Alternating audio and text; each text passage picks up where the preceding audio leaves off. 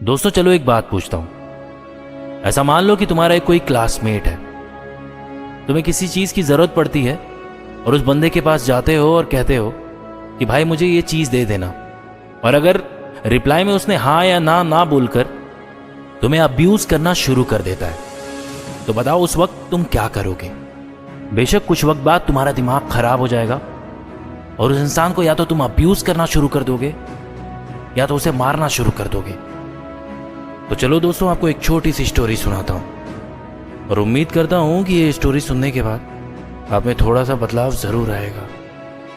महान गौतम बुद्ध, जिनके बारे में पूरी दुनिया जानती है और कई देशों में तो उन्हें पूजा भी जाता है। गौतम बुद्धा और उनके शिष्य के भोजन का निवारण अक्सर वो जिस गांव में ठहरते थे उस गांव के लोग किया करते थे, पर गौतम बुद्धा किसी भी गांव में ज्यादा दिन तक नहीं ठहरते थे।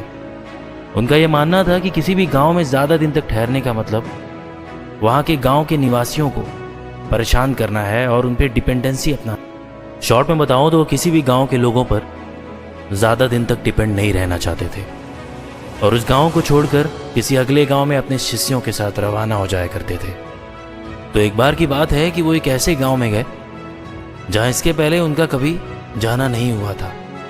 गांव में पहुंचने के बाद वो एक घर का दरवाजा खटखटाते हैं। कुछ पल बाद ही दरवाजा खुल जाता है और गौतम बुद्धा अपने हाथ में रखे हुए पतीली को आगे बढ़ाते हैं और कहते हैं कि भिक्षाम देहि।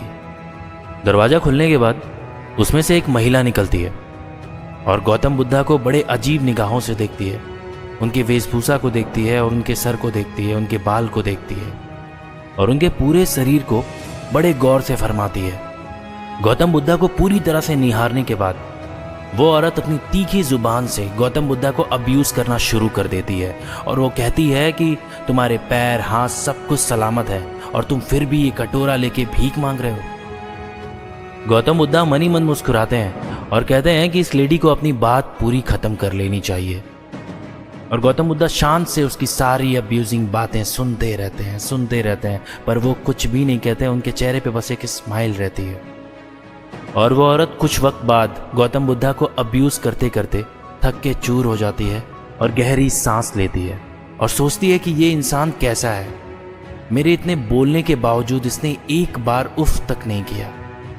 गहरी सांस लेने के कुछ देर बाद वो महिला गौतम बुद्धा से कहती है कि मैंने तुम्हें इतना अब्यूज किया, इतनी बातें, इतनी खरी खोटियां सुनाई, क्या तुम्हें जरा सा भी फर्क नहीं पड़ता?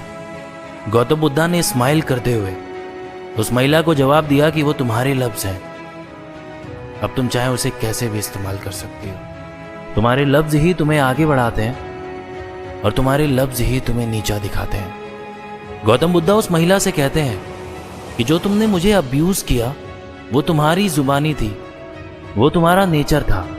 तुम्हारे नेचर और तुम्हारी जुबान को देखते हुए मैं अपनी जुबान को गंदा क्यों करूं? ये बोलकर गौतम बुद्धा स्माइल करते हुए वहां से जाने लगे। तभी वो औरत गौतम बुद्धा के पैरों पर पड़ गई और कहने लगी कि मुझे माफ कर दीजिए, मुझसे बहुत बड़ी भूल हुई, मुझे अपनी भूल का अंदाजा हो गया है, मुझे माफ कर दीजिए।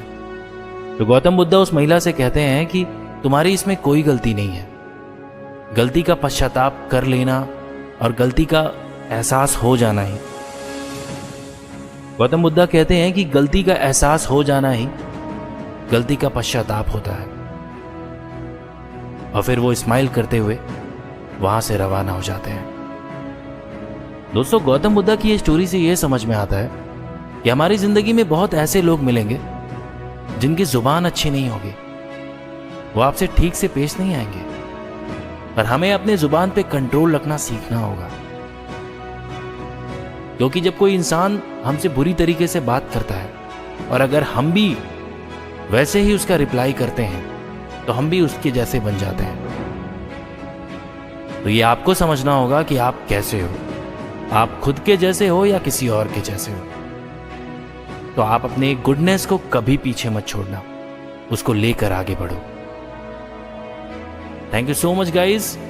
स्टोरी को लाइक करें एंड शेयर करें अपने दोस्तों को और अपने चाहने वालों को।